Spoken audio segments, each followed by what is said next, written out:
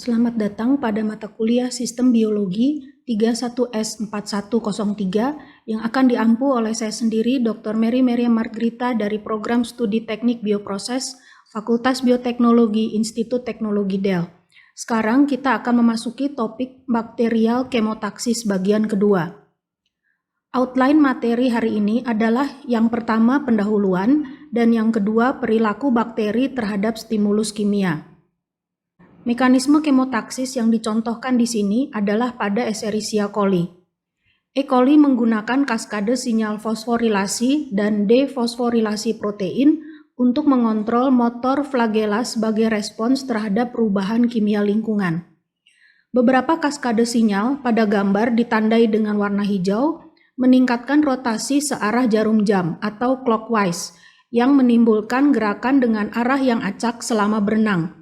Sedangkan kaskade sinyal yang lain pada gambar ditandai dengan warna merah menekan sinyal clockwise untuk meningkatkan rotasi flagella berlawanan arah jarum jam atau counter clockwise yang merupakan kondisi standar motor flagella, menimbulkan gerakan berenang lurus.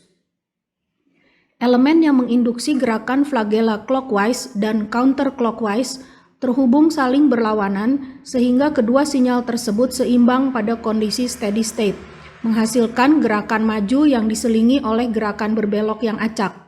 Stimulus kimia mengganggu keseimbangan clockwise-counterclockwise untuk menginduksi pergerakan kemotaksis. Gangguan ini bersifat sementara selama adanya gradien kimia di sekitar mikroba.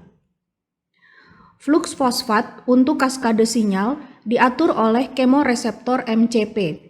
MCP mempunyai domain permukaan sel yang dapat berikatan dengan ligan senyawa atraktan dan domain sitoplasmik yang melaksanakan aktivitas metilasi.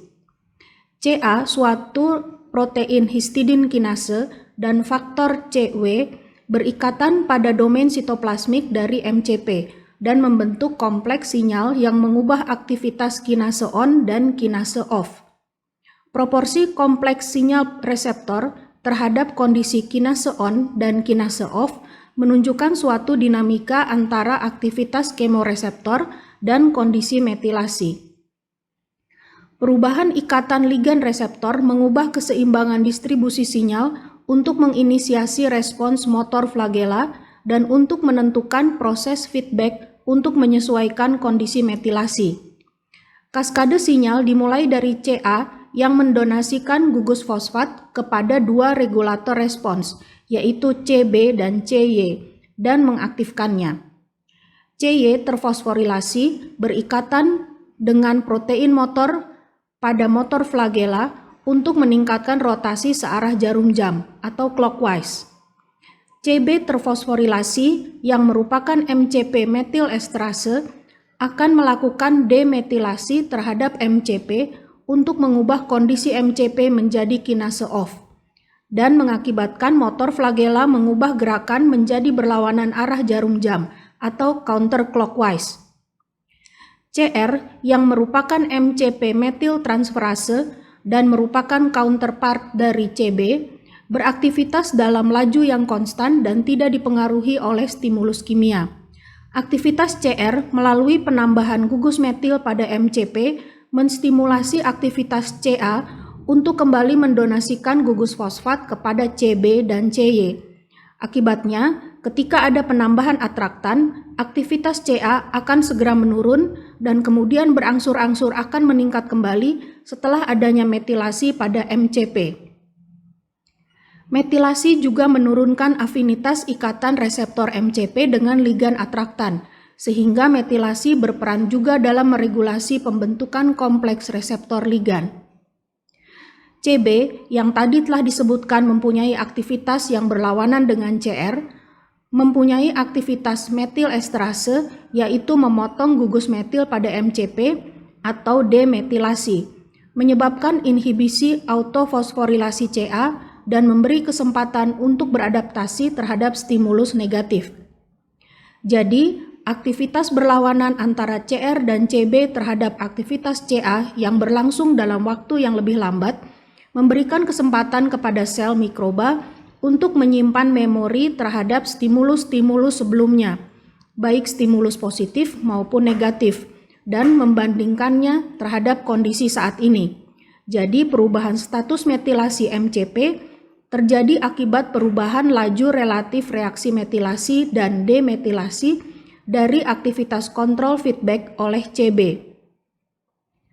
Laju flux fosfat melalui CY dan CB sangat kritis untuk mengatur sinyal kemotaksis. Respon motor flagella terjadi dalam waktu 200 milisecond sejak adanya stimulus kimia. Hal ini menunjukkan bahwa tingkat perubahan aktivitas CY terfosforilasi adalah dalam skala waktu tersebut. Tingkat perubahan aktivitas CB diperkirakan juga berada pada skala waktu yang sama, tetapi adaptasi sensorisnya memerlukan waktu lebih lama karena perubahan reseptor metilasi dan demetilasi berlangsung dalam waktu yang lebih lambat. Perbedaan antara kontrol motor flagella yang cepat dan adaptasi sensoris yang lebih lambat menyebabkan E. coli mempunyai waktu memori beberapa detik untuk mengingat stimulasi kimia yang pernah terjadi sebelumnya dan memungkinkan sel untuk memonitor perubahan waktu terjadinya stimulus pada tingkat kemoefektor saat sel sedang berenang dan menghadapi gradien kimia. CY dan CB terfosforilasi mengalami defosforilasi dengan cepat, yang memungkinkan kemoreseptor untuk mengubah kondisi fosforilasi CY dan CB dalam skala waktu yang singkat dengan cara memodulasi produksi sinyal fosfat oleh CA. Kedua regulator tersebut mengkatalisis sendiri proses defosforilasinya, tetapi CB terfosforilasi mempunyai paruh waktu yang lebih pendek dibandingkan dengan CY. Sebagai kompensasi, komponen sinyal E. coli yang lain yaitu CZ secara spesifik bekerja untuk mempercepat defosforilasi CY. Sel yang tidak memiliki CZ merupakan sel yang tidak bersifat kemotaksis dan berespons terhadap stimulus dalam hitungan second, bukan milisecond. Hal ini menunjukkan penting dan kritisnya perubahan CY terfosforilasi dalam waktu yang cepat. Berikut ini adalah bahan bacaan materi hari ini. Terima kasih.